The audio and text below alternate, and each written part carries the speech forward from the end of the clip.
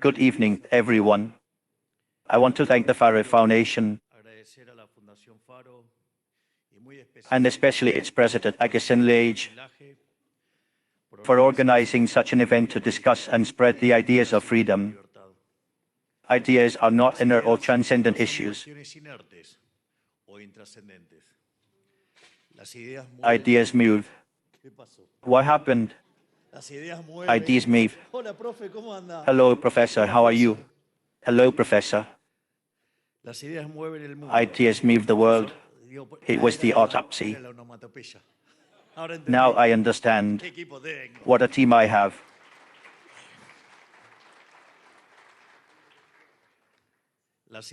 Ideas move the world. They order our wishes and our expectations and allow us to give meaning to a more complex and chaotic world every day. As Hobbes has said, the acts of men come from their opinions. I would also like to thank the national and former academic director of this institution, Adrian Rapier. Thank you.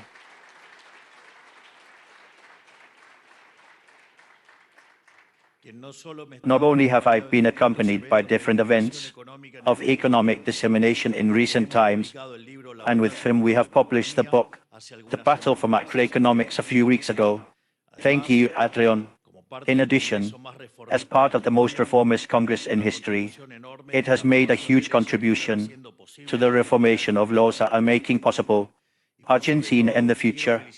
And above all, I want to congratulate him and thank him, because in the coming days, a huge challenge will begin to become the president's spokesperson. Thank you, Adrian.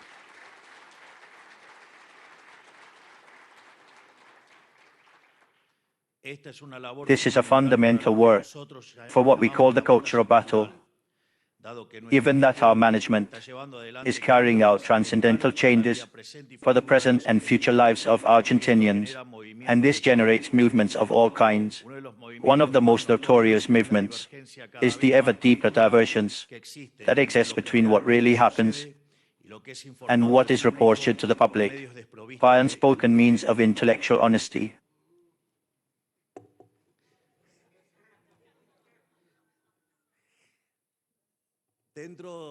Within the amount of atrocities that we have heard, suffered and suffered in recent times, one of the things that journalists and supposedly serious analysts were talking about is that the economy was sunk in a depression, that consumption was destroyed.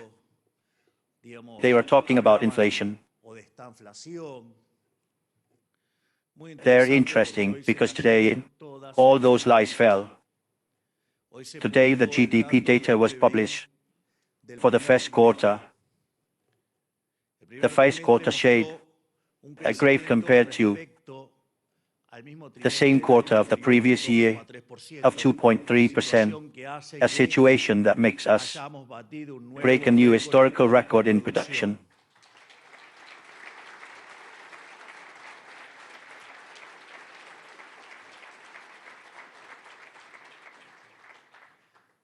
At the same time,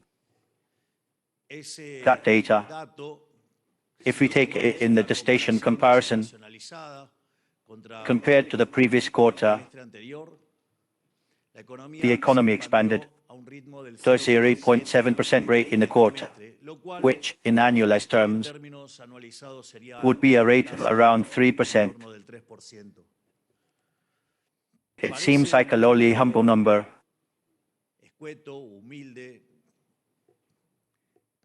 but the reality is that when one looks at the history of Argentina, the 100 years prior to us in power, the average annual growth rate was 0.9%. That is less than 1%. That is to say that our waste quarter is 3 times bigger than what happened over the last 100 years of the popular socialist catastrophe.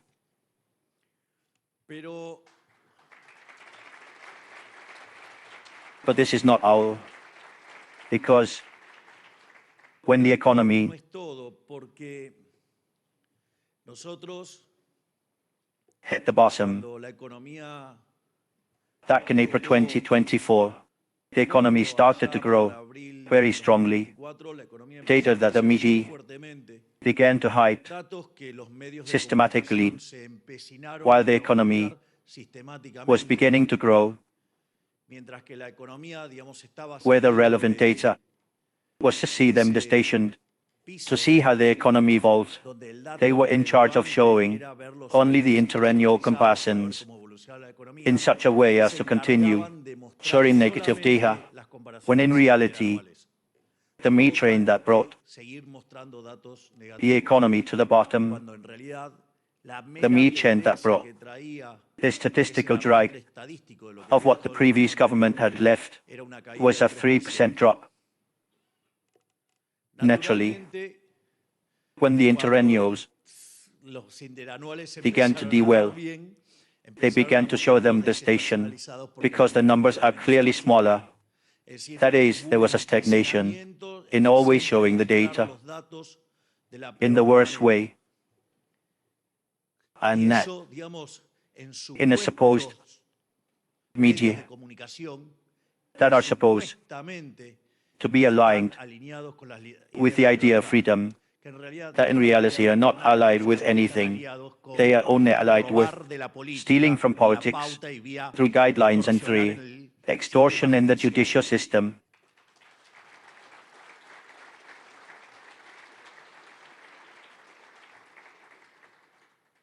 But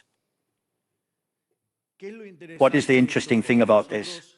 The Khazri always recognized that the economy had a strong deceleration, and that is explained by what was the attack of politics during the second half of last year, with a Congress that sanctioned us, issued 40 laws to break the fiscal balance, to break the heart of the program, fights in laws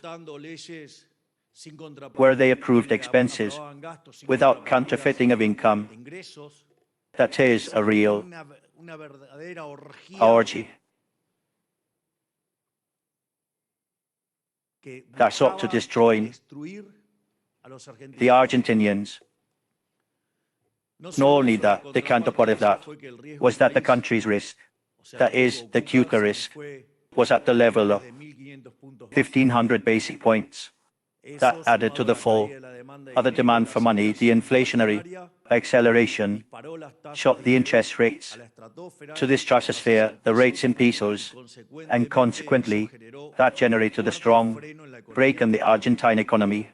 The Argentine economy that had been growing at rate in the first quarter of the sixth, accelerating to the eighth, suddenly, in the face of this savagery, where, in addition, they tried 7 political trials, where they tried to do all kinds of paraphernalia between the media, politics, and businessmen, destroying the market of exchanges, oil, putting people in the street to generate terror, literally. Despite that, we managed to overcome that attack of politics that tried to take the position of the government, and in the October elections, we faced 41 to 24. We got 17 points.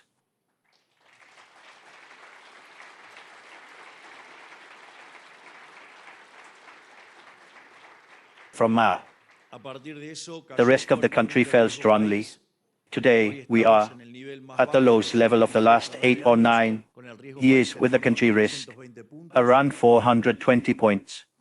And this, which I'm pointing out, is, from my point of view, important because when you look at the data of the GDP, you have a strong 12 in exports.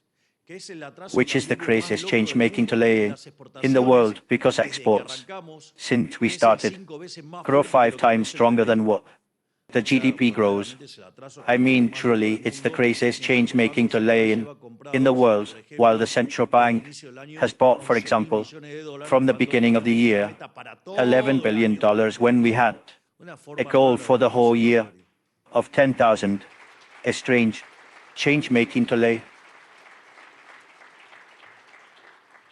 Funds. The interesting thing is that in this context, in addition to increasing consumption, why should it hurt all those who said that consumption was depressed?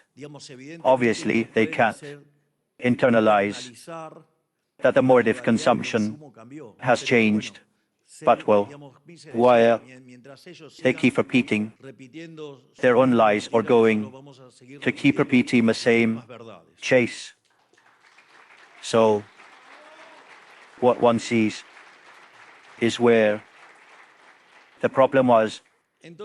Well, there was a strong drop of 11.6% in the investment, which is perfectly understandable as the country's risk accelerated to levels of 1,500 basis points. The interest rate, both in dollars and in pesos, it was very low.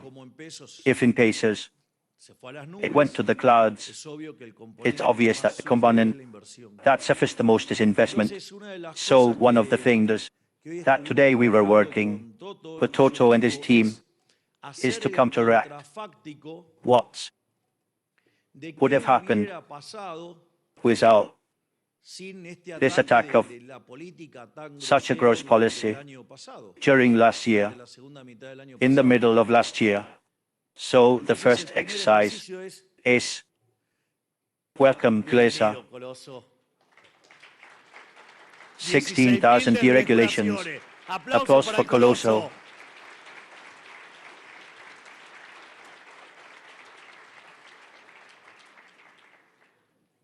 I just told you the account of ESASPO, but it's interesting. You don't know how fun the chat is. But well, the interesting thing is that Toyo and his team, what we did is to counteract what would have happened if we hadn't had this risk-based country. So the first exercise, that one is trying today, well, at least the investment wouldn't have fallen. I mean, it would have been flat. Well, if one leaves the investment flat, what the devastation of the culture throws and they annualize it, the economy is no longer growing to 3, it's growing to 5. It's interesting, and the most interesting of all is what would have happened with the investment if we hadn't really had this attack, and we could have continued on the way as we're revolving. Prior to this madness, that was a second semester of last year, with which we assimilate with the behavior of the investment that we showed from the second quarter of 24 to the second quarter of 25. Well, if it hadn't been for this savagery that politics carried on last year, the economy would be growing at 7%, while we are generating the foundations of an economic miracle. Thank you.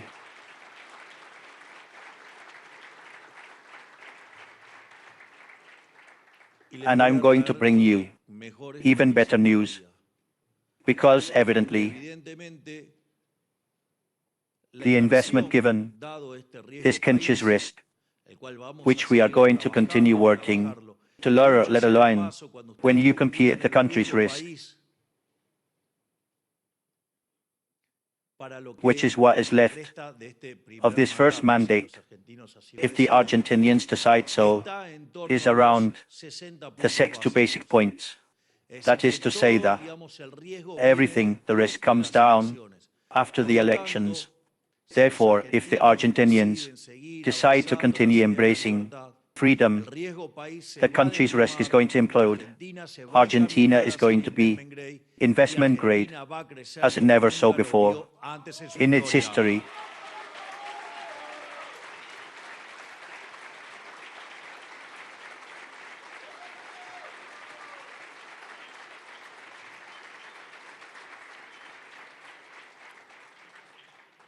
At the same time, let's not forget that we already have $150 billion in REI, and that they're going to start accelerating, a reason why the economy is going to accelerate.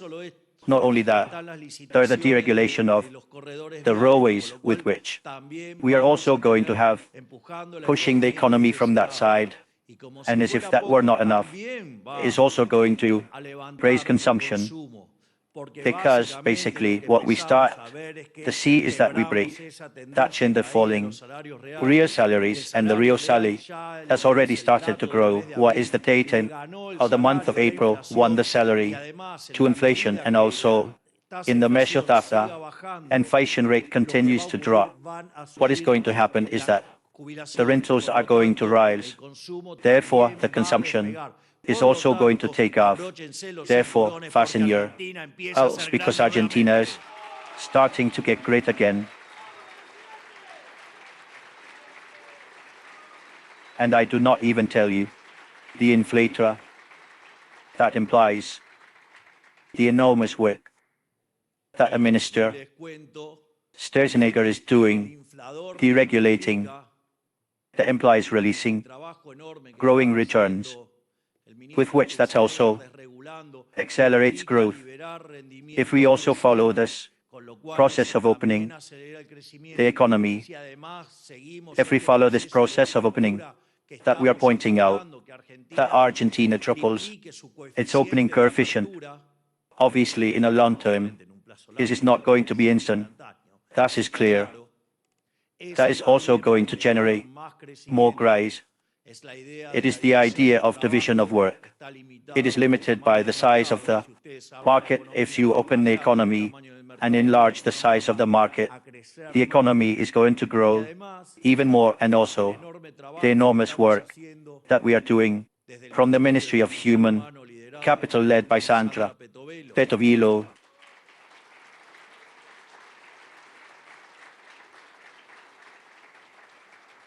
Therefore, we have let all the engines of growth in a context that will also raise the demand, and given that the monetary base is fixed inexorably, we are going to annihilate inflation.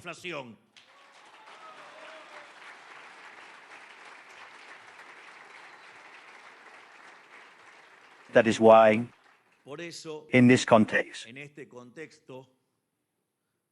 it is going to require expertise to explain, and above all, a lot of patience. Adrian's experience as an economist is a fundamental to also let the changes that are taking place in our management transcend the plan of the debate between economists and can reach all Argentinians. We want all Argentinians to be able to understand the historical moment that we live in and manage to take full advantage of it. And we trust you, Adrian, to be able to spread it in the right way. I would also like to thank Martin Krause. How are you doing, Professor?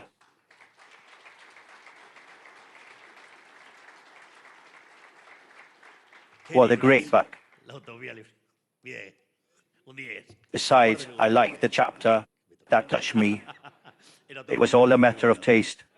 Martin is the current academic direct and fundamental piece of the foundation that helps us to carry out events of this magnitude, as well as to continue giving the cultural bustle in all corners of the country, to continue training young people and adults from all over the territory in the ideas of freedom. Thanks to his suggestion, today we had the opportunity to share the stage and highlight the work of two colossi of thought, the prosa of Walter Venegas Lynch, son,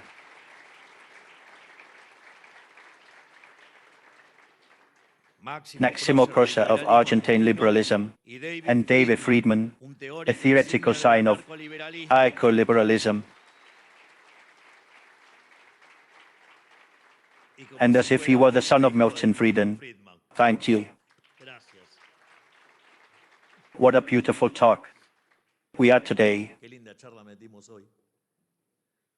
I don't have the courage to ignore my great friend and professor. Abrita, he knows all the affection I have for him and the many times I taught with his work. Today I would like to honor especially David Friedman, who came from afar. I don't exaggerate when I say that having him in Buenos Aires is an event of historical proportions for the liberal tradition in Argentina. That is why I will take advantage of his speech to dialogue with his ideas, a thing we did today in the afternoon. David is the son of one of the most influential thinkers of the 20th century, Milton Friedman, Nobel Prize winner and one of my personal references in life, to the point that one of my four-legged children was named Milton. But David did not sleep in the laurels of his lineage. Far from this, he honored the challenge of his inheritance and dedicated his life to political and economic theory. His work revolved around the central idea: it is necessary to expand the ideas of man's freedom in the main. Enemies in that mission are the states and their apostolic Europeans, the caste. Because where that individual finds a limit to his freedom, the state sees an extension of his power. Where the individual finds a regulation that prevents his business, the employee creates a way to make a profit. Thus David proposed to take a little further to the frontier of his father's thought and dedicated the machinery of freedom, his most recognized work, to the exercise of how justice, defense, police could work, or even how something as complex as the contamination of a 100% private system could be solved. With us, he pointed to an eternal discussion that anarcho-liberalism has been giving since its different currents. And like other anarcho-liberal authors, David did not base his promises on the appeal to morality, nor was he inspired by the idea of the Lucian natural law, but rather purely and exclusively from the results that the solution we bring. In other words, if a society without a state generates more prosperity, freedom, and resolution of conflicts for the majority, that is more than enough to justify it. And for that, it would not need to invoke absolute natural rights. This approach was very fruitful in the cultural battle, given that it allowed to fight against the argument of court. Well, I have to change the word because, in fact, the professor made a correct mention today about not using the term utilitarian, but arguments that gave place to the state intervention. We, in part, and then to the support. We take inspiration from this delegation at the time of formulating our public policies, characterized by a logic, mainly unregulated. I am going to make a point, because we do have a central axis on the question of values, and I want to point out the difference. First, there is no conflict between justice and efficiency. We adhere to the hypothesis of Huete de Soto, who basically holds that one cannot sacrifice justice. Here, the altar of efficiency that tears something up is efficient cannot be, and there, and if it is efficient, it is naturally fair. I am going to do it as an example. In areas of efficiency, everything is not worth it, or in terms of achieving the result. That's booster. It is a strong assumption, because I am not in athletic conditions to be part of the example. But let's suppose that I was an excellent runner, or let's make the case of an excellent runner of 100 meters, flat type is, aside of series, but aside of ball. Well, that what is worth is only the result, and efficiency in achieving the result. It goes and hits the head with a shot, and from there it begins to win. Yes, it is going to achieve the result, but that would not be valid. It would be a disloyal way of achieving the result. That is, to achieve the result. Everything is not worth it. So, difference, which later I will explore in a few words. We maintain, very in line with David's work, that everything, or at least almost everything, that the state does, the market can do, that we have no difference. In fact, there is an anecdote that Federico tells, which is fabulous, because Federico was part of other government, and then one of the things that they asked him was a difference, for example, regarding the government of Mauricio Macri. So he tells that one of the things that they asked was how to do for the state to work well. Well, in this government, the question is different. Does a state really have to do this?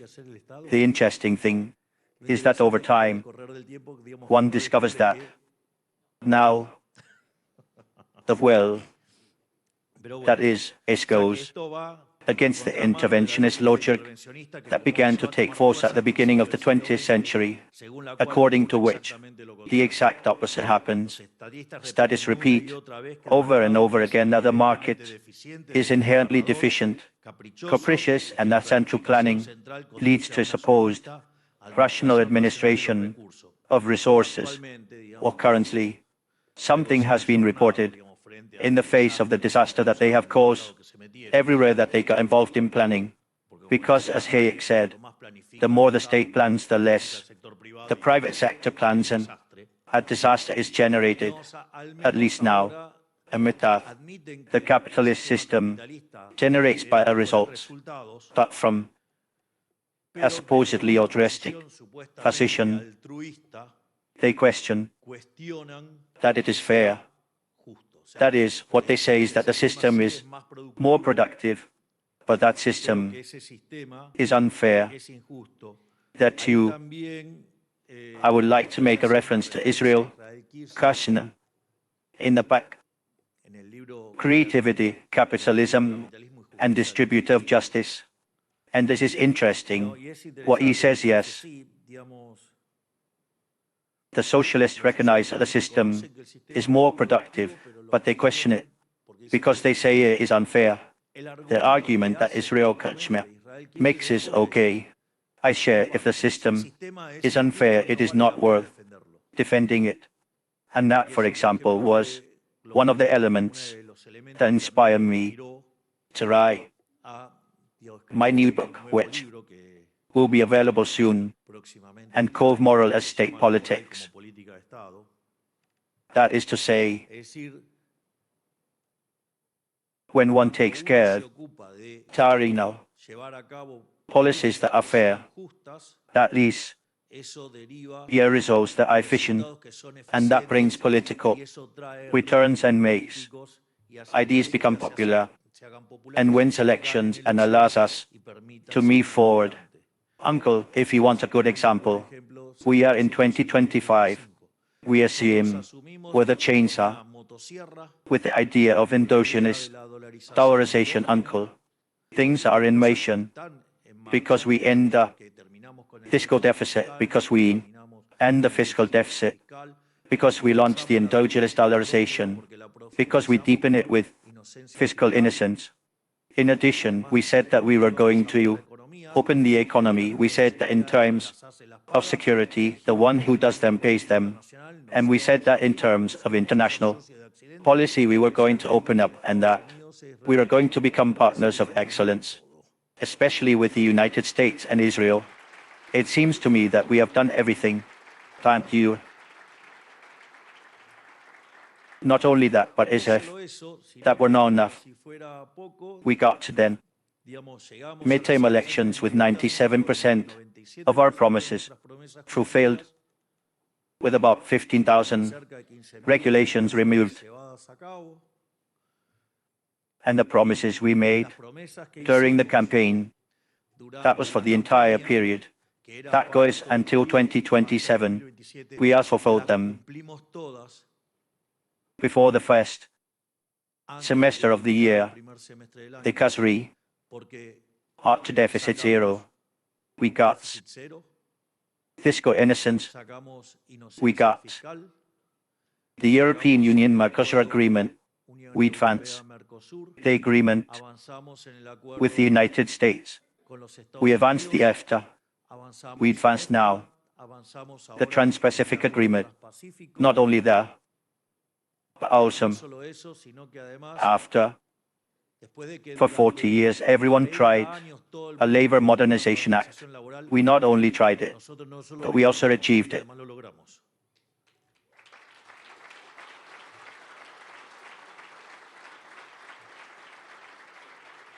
Not only that, but we modified the glacial law, something that could not be done for more than 20 years. We lowered the age of imputability of minors, something that could not be done for 40 years.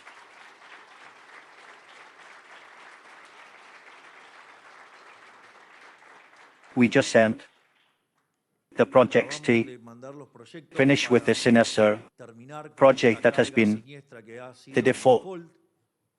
We remember that political caste defaulted and celebrate today. It's like you put yourself in front of your employees in a company, say that the company went bankrupt, and people celebrated it. I say, let's take this into account. Remember that they treated me as crazy every time with one of the proposals, and now people understand that inflation is a monetary phenomenon. They bought the idea in a deficit era. They bought the idea of deregulation. They bought the idea of freedom. Wow, we have done a lot of work in the fight for the idea of freedom.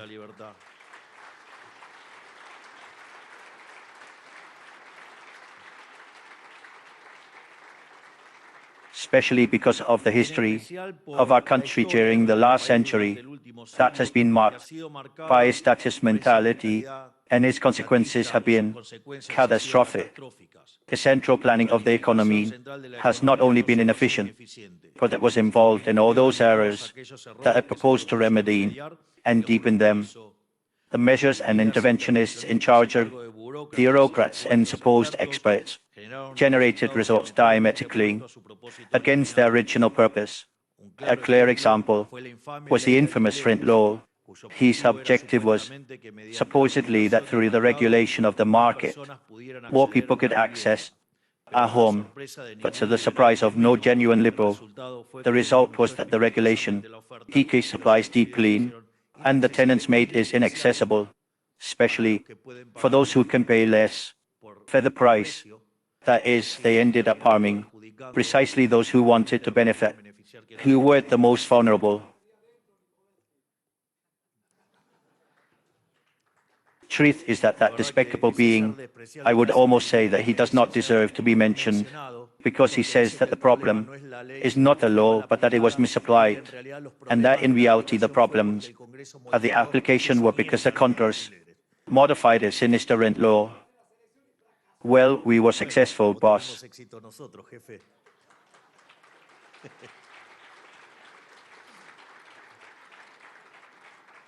That is why one of the first measures of our government was the rent law, and as a result, the offer rose again. As we all know, when the offer of a product rises to equal demand, prices tend to drop, and today we would say the property market flourishes. We seek to apply this simple principle of respect for property rights to all economic activities by removing the state from all those places that do not belong to it.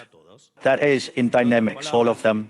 In other words, we are returning to society a power taken away by state coercion Logically, in the first place, we apply this principle in the sectors where the private sector has already proven to be efficient and successful, and we know these sectors because we have the advantage of having empirical evidence of all the history of humanity on our side, and we know that the freest countries are more prosperous, and is the main framework to accelerate this process.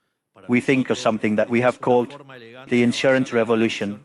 For us, this is an elegant way to advance in the organic reduction of the size of the state. In other words, let's see briefly what it is about. I think that freedom and security are two extremes of a spectrum within which human experience has moved. The greater security, less freedom, while to greater freedom, low levels of guarantees present, in a sense that the status quo is permanently subjected to the dynamics of the market. In the long term, however, to greater freedom present, greater future security is obtained because society will be more prosperous and will be able to better meet its needs. On the other hand, the choice of the current security and lack of freedom easily brings greater insecurity and less future freedom. A perfect example of this is the departure of the Jews from Egypt. He risked abandoning the certainty of captivity. They eventually arrived at the promised land, while those who stayed continued to be slaves all their lives in exchange for continuing to receive the free flesh. Hence the immortal phrase of Milton Friedman, "There is no such thing as a free lunch." In other words, in Egypt, the Jewish people had guaranteed food. The cost was freedom. If those who stayed in Egypt did not do well, only those who did dare to leave Egypt prospered. In other words, the desert was a choice of uncertainty, but faith led to true security and the freedom of that people. In effect, part of the success of the state in its expansion over the private sector had to do with its ability to impose itself as a last resort, that is, as a security network that contains individuals in the face of tomorrow's uncertainty. One of the things that I like to work on when I look at this topic is the idea of the state as a kind of insurance provider. So, what inspired me was a debate between Rawls, Nozick, and Hayek, where basically I have a lot of criticism about the Rawls case, but there is something that I find interesting, that if you have individuals who are at rest in the face of two scenarios where you can do very well in one and very badly in the other, if the individuals are at rest, what they are going to do, they are going to choose an intermediate solution. For you to have that intermediate solution, basically, what you need is a insurance market. And then what the state does is offer that insurance. In fact, notice that the great strategy that the left has in its different versions is the fear campaign. That is, the left always offers security, and that it is going to give this, and that it is going to get this, and that it is going to get the other, and in reality, it is always a fraud. It never fulfills anything. Instead, we propose freedom. And there is also something that is very interesting. This, or David's father, in the second edition of his book, The Theory of Prices, where he makes a series of contributions. One of the contributions he makes is in terms of distribution of income, for example. So he says there are two types of agents. There are agents who are more conservative, who are afraid, and there are agents who are more risky. So what happens? The agents who are more fearful, are more at risk, end up generating projects that have very low profitability, and therefore in those societies, oh, what are you doing, Ramira? I haven't seen you. So those societies are pariah, and those who are more risk takers, entrepreneurs, and who play them, or Christ, as it constitutes a club that can do well and can do badly. They make sure of each other. Our returns tend to the probabilistic limit, and everything is much better. That is the freedom. That also implies taking more risk. When you develop the insurance markets, what is going to happen is that you are going to capture the probabilistic limit. Therefore, you are going to be more prosperous. That is why it is so important to instill fear in society. And what did Casaresmo do during the dirty campaign in 1923? To instill fear in people. I mean, in that case, someone could go to the organ market to buy organs, or someone sold the kids, buying weapons and killing other kids in schools. I mean, well, they said that we were going to close public universities, and we just gave an increase of 28%, which the media did not inform either.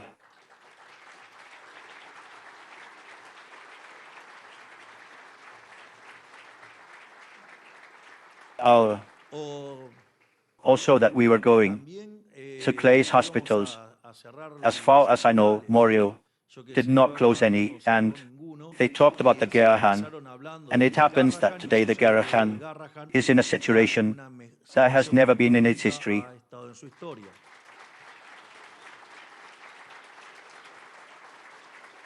That is, the left, in its different versions, operates trying to sow terror. If we manage to properly disseminate the idea of freedom and its results, in line with what David proposes, what is going to happen is that we are going to defeat them 1, 2 in 1,000 times in the elections.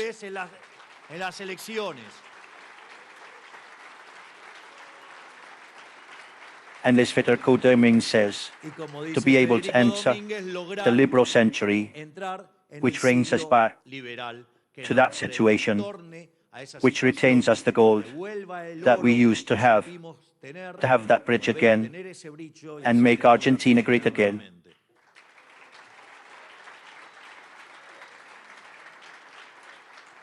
Therefore, in this context of individuals at risk, state appears then offering insurance. So if people are afraid, for example, as not having health, they offer a health system. In fact, look at what the health system in Argentina has been. They charged us a large fee for giving us that insurance, and yet many of the people had prepaid and were in the private sector. In fact, there's a wonderful book by Professor Alberto Venega Lynch and Professor Croes in defense of the most in need, which basically shares the case of health in Argentina, which originally was the best in the world, and 97% was private. But apart from that, I recommend that whole book so that you can see the lies of the statists. The people began to solve the problem in parallel. In other words, we paid twice the health issues. However, when the sinister came, called the pandemic, or if we had done things like a mediocre country, there had been 30,000 dead. However, there were 130,000. That is to say that one, they lived discharging a fee, they lived scaring people, and when the sinister appeared, they failed. But not only that, but also as they failed in the solution, they advanced over the private sector. Therefore, those who had paid twice for the same service also paid now in terms of quality to TV ration for all the disaster that politics had done in the public system, and with a catastrophic result in terms of human lives. Naturally, they also came to provide us the insurance of a currency, where in 1935 appeared the central bank, which was born from a scam. That's why we have to explain to people that the central bank was born from a scam, became, and it was an affairs institution created during an affairs period that was a conservative government. Because the central bank was invented in 1935, basically, you had to, as a result of the Great Depression, the exchange terms had fallen. There was a very powerful sector in Argentina that was indebted and gold. So what did they do? They created the central bank, generated an artificial devaluation, and not only that, but with the artificial devaluation, they generated a result in the central bank, and with that money, they lent money to those who were broke, and they rescued them. The consequence is that Argentina, having an average inflation rate prior to that of 0.9% per annum, jumped to 6% per annum. What did that imply? That after 10 years of doing that, basically the salaries of the workers were reduced to half in real terms. As if that were not enough, the workers he consumed feed. They also had to put the National Board of Grants. What was it created for? To put a sustainable price, so that there is a price above the balance. That is to say that the workers were made double Nelson, to be clear, and they're all institutions of authorities. Obviously, after 1945, things happened, and they were used in the opposite direction, and a lot of disasters were done. But let's be clear about how things are. That said, for example, the organic letter of the central bank, the original, not what it is now, that we should think how to change it. No, well, because the Brito market upon to an instrument of economic policy, assign 5 objectives. It's like, it doesn't give the math, but well, nothing. What can we expect from someone from a central bank who is a healer? It is almost that if one reads the current organic letter, for any reason he can emit money. That's how we were. They didn't let us ban the hyper. But what I mean is that Article 3 of the organic letter of the central bank said that it was the fundamental mission for the central bank of the Argentine Republic to defend the value of the currency. It seems to me that it didn't work, because we took 3 zeros from the currency. We could take 3 more. That said, inflation is an unregulated tax. Milton Friedman said it. So, see how the state started to violate. First, who signed the contract to say that they want a state, which is a definition. But let's suppose that we fail as a society to live in peace. Yes, then, as we fail, then we have a state, so that we don't kill ourselves. But I say, what is this institution? The central bank. It was born of a scam, and it continued to scam us for 90 years. Not only that, but it didn't reach the politicians with that. For example, in 1989, they made a Bonex plan. Yes, it was 1989, right? If I'm not mistaken, yes. But at the time, a loss of capital for the depositors of 90%. It didn't reach them with that. because later they stole us with the Corralito, Corlan, Alcatraz. We also didn't reach them with that. And then, in the late 90s, when we were younger, that we are older, the banner said that they were convertible by legal course. It means that they were backed by dollars. Well, they took out that loan and they seized the resale of a central bank, which at that time was a huge number. Did they stay in that?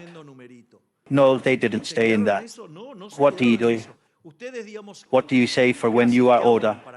The retirement. Well, they went and the retirement was stalled. They stabilized the retirement system.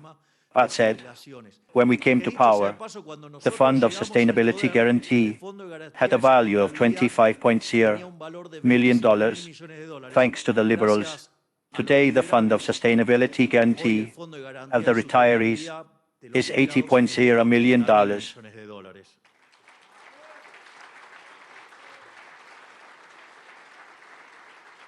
But they didn't stay in that expropriation. If you remember, let's say the default came as well. Obviously, the retirement was stalled. Not only that, but also then came the Macri blank. I remember that a man who has been complaining about the government all the time, he swore to me that he was going to do everything to destroy me. Said that the Macri blank was wonderful. Be careful, because this is Argentina. And what happened with the blank? Then came the Kirchner smell, and the blanks I hated, he sold them all. But not only that, Macri also has the record that defaulted the debt in pesos.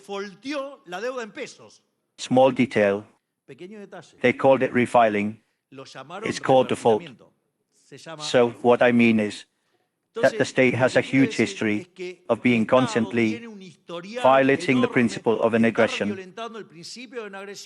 Not for nothing, the Argentines have in their pockets $400 billion. That is to say, that each of the insurance that the state offers us are actually all mechanisms by which the criminals, the politicians, steal from us.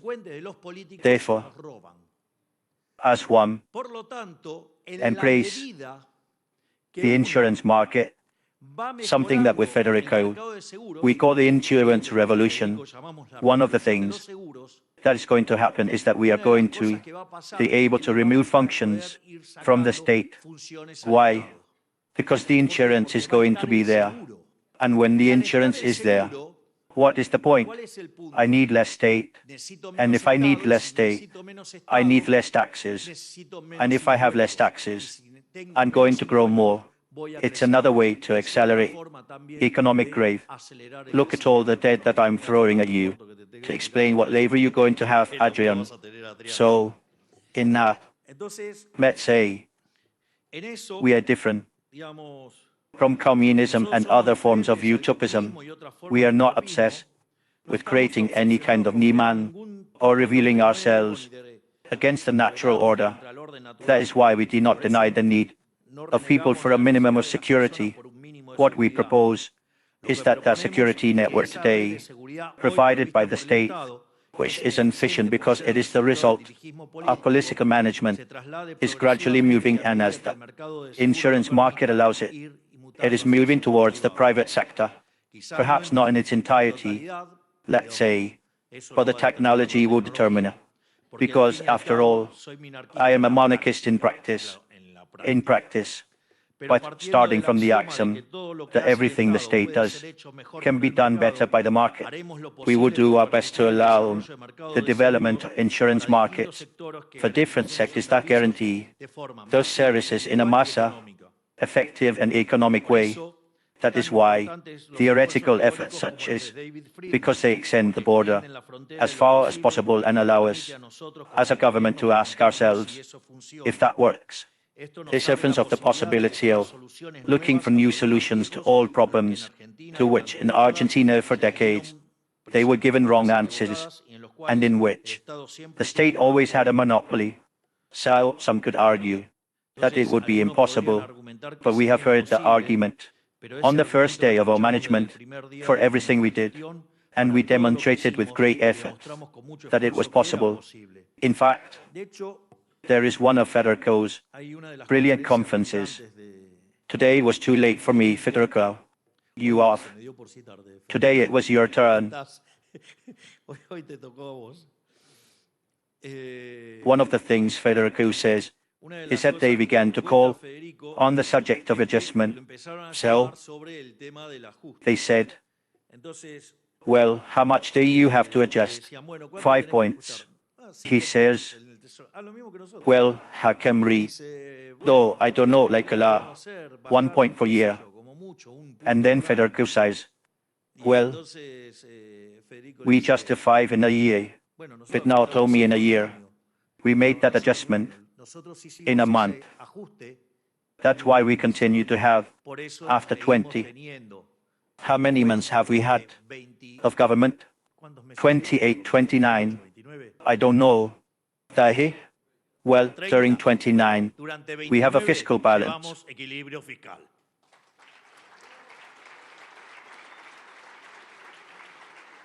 I mean, we have dedicated ourselves to make possible what politics said was impossible. And also, thanks to David's work, we also know that a system like this would be beneficial in terms of political benefits. And if there are so many issues we manage to make the impossible possible, at least it would be interesting to turn it into a debate, so that at some point before discarding it by inertia or by a pre-established concept, let's encourage ourselves to discuss these things. But just as I recognize that enormous inspiration that David Friedman generated in me personally and in the policies that we are taking forward, I consider that I must be honest intellectually and continue to enrich the debate, which is nothing other than deepening the process of discovery of the hate, right? And like David, who dedicated himself to developing the argument in terms of efficiency, today I believe that the emphasis must be placed on the moral values of capitalism in order to fight the cultural battle, and for that the foundational ideas at John Locke are central. Around natural law, in conjunction with the Christian Jewish values, the highest ethics of Stoicism and Roman law at that point, which is what we define as the moral, as the state policy, we have 4 pillars. The first one has to do with during, let's say, what is fair. It has to do with ethical and moral. It has to do with what is fair. We do not believe in moral relativism. We understand that morality in different places can be different, but there are values that are not negotiable. That is why I like of our values are the Jewish Christian values. In fact, we lean on and base ourselves on the 10 Commandments in the Jewish version, the version that is in the book of Deuteronomy, which is in the Hashitru, where, for example, freedom is consecrated in the first commandment because it is written in a different way than the version L, more popularized. And the Hebrew version, the first commandment says, I am your God who took you out and freed you from the slavery of Egypt. It is a consecration of freedom. The sixth commandment says, not to kill. That is to respect life. That is a 7. says not to raise false testimony, let's say that is worse than stealing because it is the one that follows. In that sense, freedom once again takes relevance to the definition of liberalism of Professor Abolso Galinci, son of liberalism. It is the respect and restriction of the project at the next life based on principle of non-aggression. That is, with these things, they not fuck, and in defense of the right to life, the freedom and to property. That is what will return us to prosperity.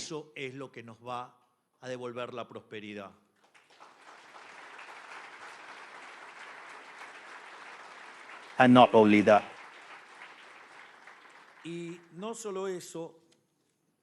That's a thing that about what we base ourselves is Greek philosophy, the Roman law, especially in Appiana, in terms of analysis of efficiency. Obviously, there is the issue of wall efficiency in static terms, with which we have discrepancies with neoclassical interpretation.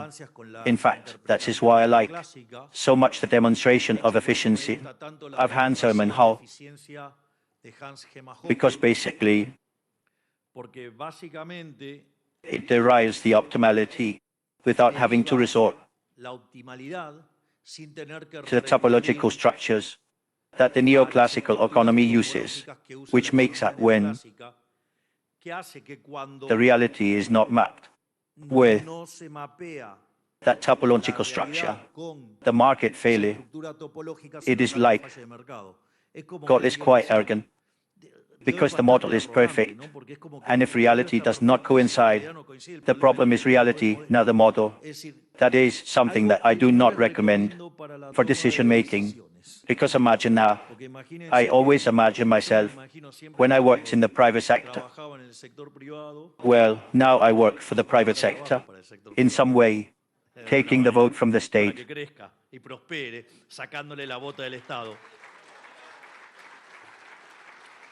But I imagine myself, if I had gone and carried no well, but the model is like the model, and reality no well. If it is not mapped, reality is wrong, and I am going to torture reality so that it looks like the model. That is a shot. If you choose the henna company, you are going to lose a lot of money. The henna company does not happen. You know why? Because the most sensitive organ is going to crack. That is the pocket. So I say you will not have much time to do that thing. It is more word of socialism. Survivors 90, that is now when you want to take that thing to real life. It has been paid with misery and with human lives. However, let's say, I say this is interesting because one wants to face then. Socialism, one of the things it does is take morality as a cornerstone from which the entire political debate is drawn. They seem themselves altruistic. They seem themselves superior morally. So if we do not give them the discussion in terms of whether the system is fair or not, we will continue to lose as we have been losing during the last 100 years before we reach power. That is, if socialism debated from efficiency and would least the debate in seconds, given that its results were in sight of everything during the last century with millions of deaths of hunger, of cold, or at the tick of a rifle. That is, 150 million human beings were killed.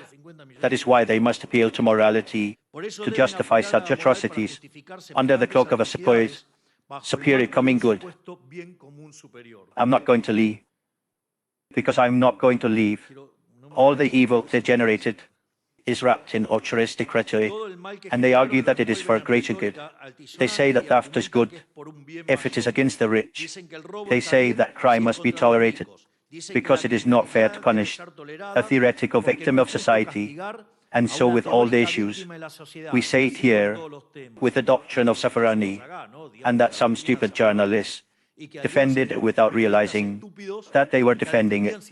I say it has happened to me to have to debate. That's in a television program.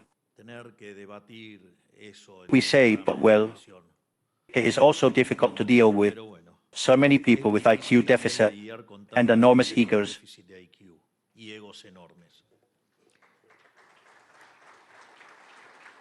And that is why we cannot give them the land of morality. We cannot leave in their hands something is precious.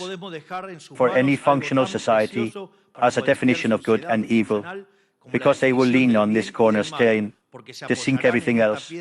An excessively pragmatic argument, on the other hand, leaves the door open to debates that continue to turn around the violation of property rights in the name of systems that are supposed to be superiors, even if they are not.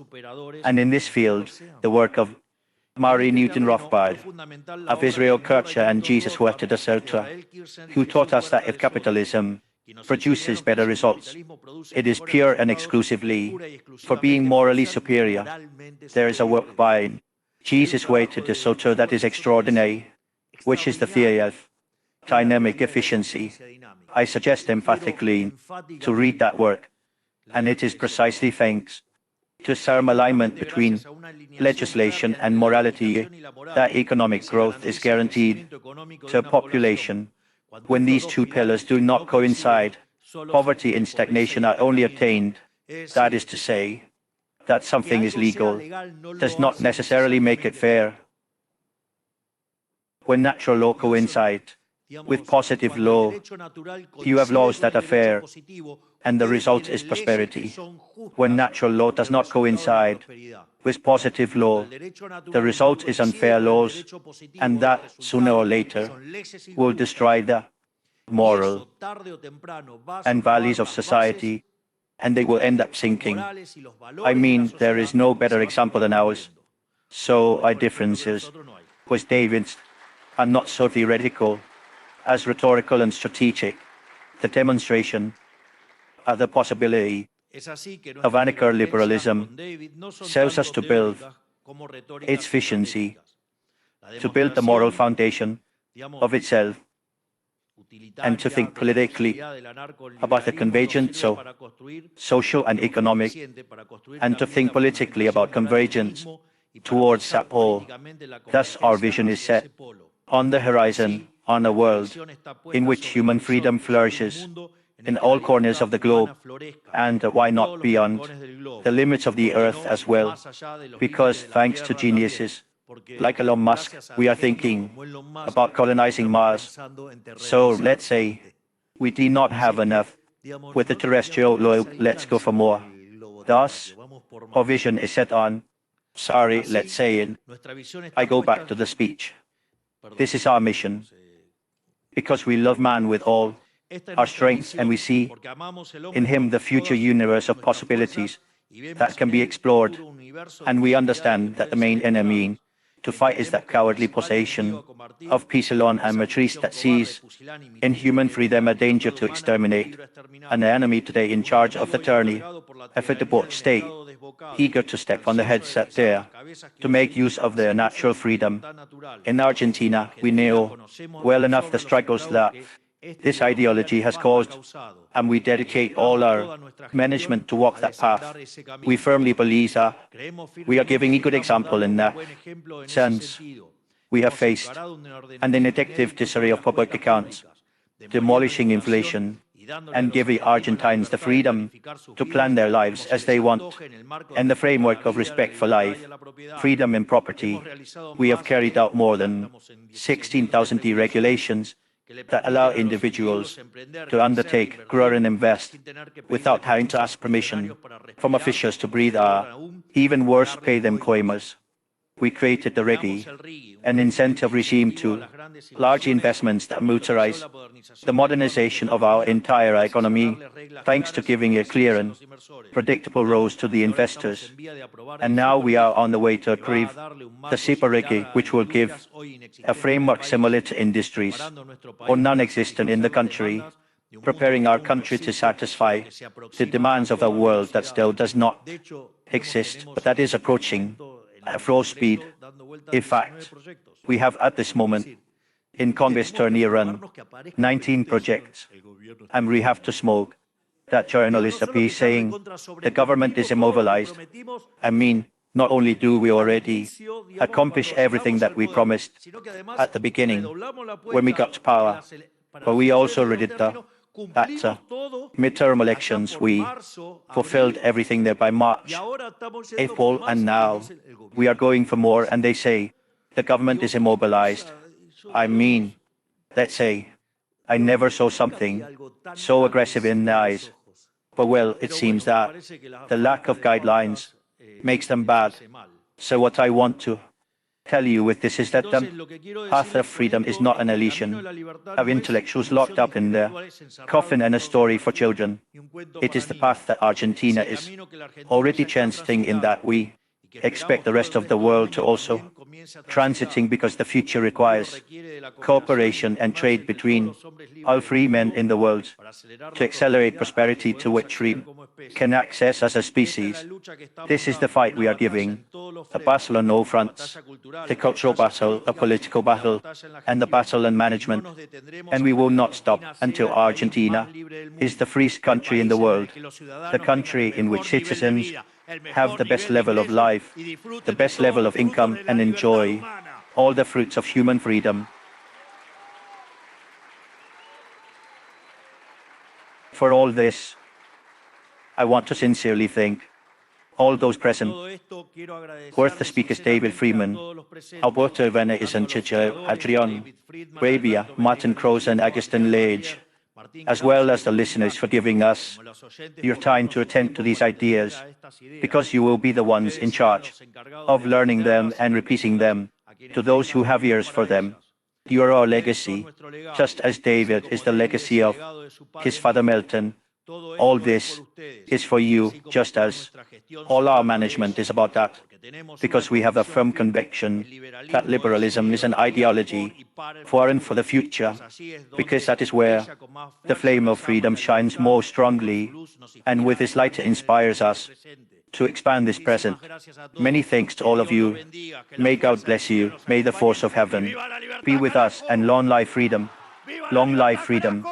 Long life freedom. Long life freedom.